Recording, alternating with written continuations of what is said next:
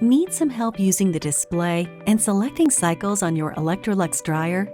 No problem. First, check that the lint filter is clean and in place. Next, load the dryer. Make sure to leave room for your clothing to freely tumble. It's recommended to fill the drum 1/3 to 1/2 full. This also helps reduce wrinkling and avoids having damp spots. Press the power button.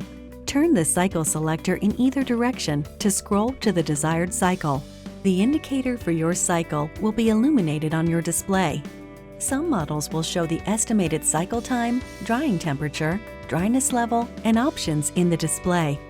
Default settings will automatically be set for the cycle you select. In most cases, you can change the options. To select an option, press Options and scroll through the options until the indicator light for the desired option flashes. Then press Select. Once you've programmed your settings, you're ready to press Start. If you need to add a forgotten item, just press the pause button or simply open the dryer door. Wait for the dryer drum to stop, and then you can safely add the item. Close the door and press Start again to continue.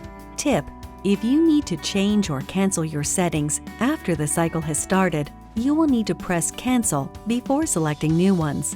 Just turning the cycle selector ring or pressing the buttons will not change anything. Don't forget to press Start once you're ready to begin.